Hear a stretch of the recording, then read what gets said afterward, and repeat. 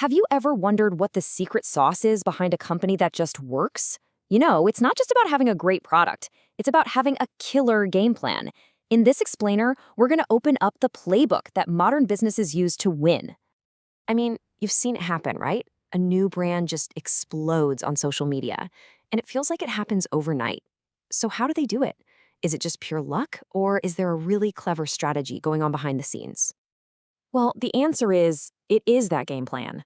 And in the world of business, we have a name for it: a business model. Just think of it like a blueprint that lays out every single move a company is going to make, from how it makes its money to how it connects with its customers.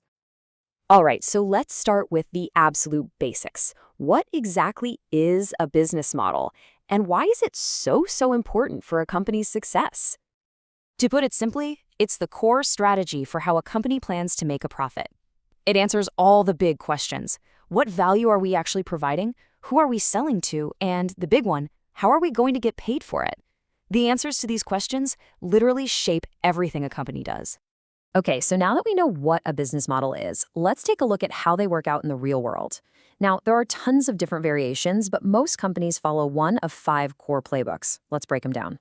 First up, we've got the affiliate model. The easiest way to think about this one is like being a professional recommender. You're basically the middle person between a seller and a customer, and you get a little slice of the pie for making that connection happen. Now, the real beauty of this model is how simple it is. Affiliates get these special, unique links to track any sales they generate. But here's the key. They never have to create, store, or ship the actual product.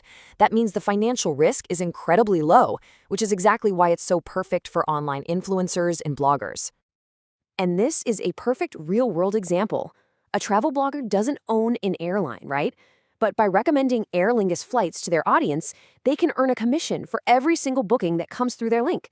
It's a classic win-win situation. Next, let's talk about the franchise model.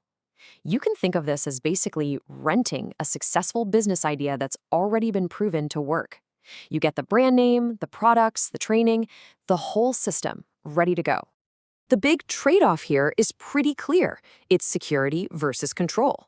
You're buying into a system that works, which seriously lowers your risk of failure. But in exchange for that safety net, you have to play by the franchisor's rules, and you usually need a pretty big upfront investment to even get in the door. A classic example right here is Supermax. Each restaurant might be owned by a local entrepreneur, but they all operate under that one powerful brand. This is what guarantees that no matter which Supermax you walk into, you're going to get the exact same menu, the same quality, and the same experience. So let's put these two side by side for a second. You can really see the trade-off. The affiliate model, super low investment, tons of creative freedom, perfect for an influencer. The franchise model, high investment and way less control, but you're buying into a proven system. Two very different paths.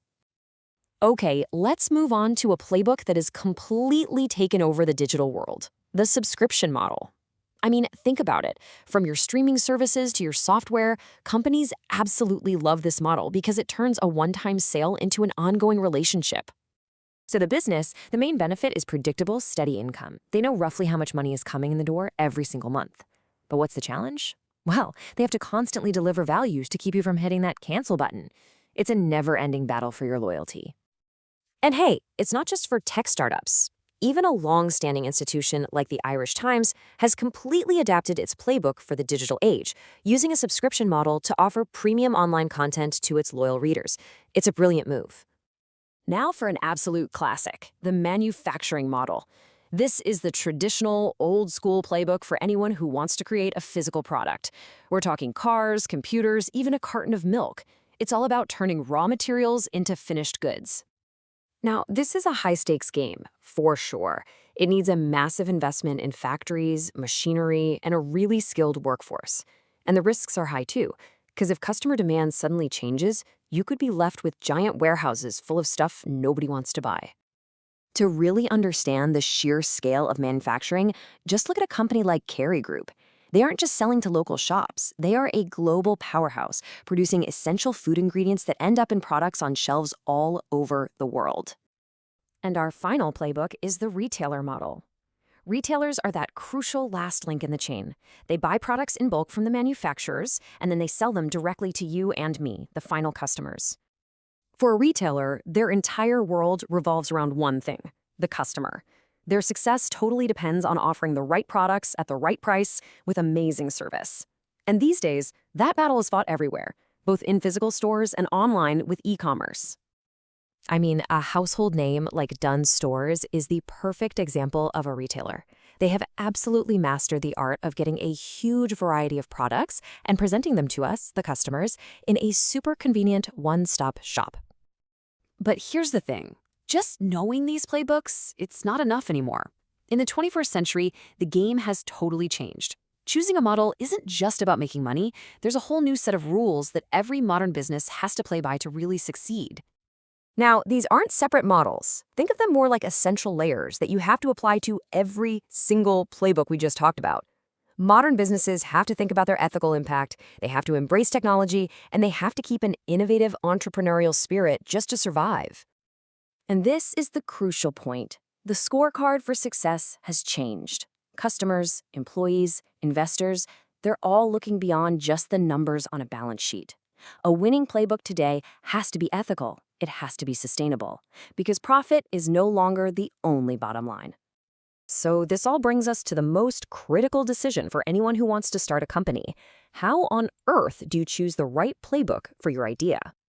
It's a really strategic calculation. An entrepreneur has to weigh what the market wants against the startup costs and all the risks of each model. I mean, take a company like Gym Plus Coffee. They didn't start by building expensive physical stores. Nope. They started with a direct-to-consumer online retail model, proved people wanted their stuff first, and then made bigger investments. It's a classic case of picking the right playbook for the right time. And this table just lays it all out so clearly. The trade-offs are right there in black and white. You've got the affiliate model, which is super low cost and low risk, perfect for getting your foot in the door. Then, way at the other end, you have manufacturing. Very high cost, very high risk, but with the potential for massive scale and profit. Each one has its own unique financial DNA. So we'll leave you with this question.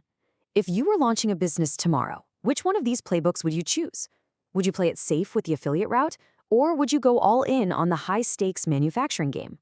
The right answer? Well, it depends entirely on your vision, your resources, and your appetite for risk.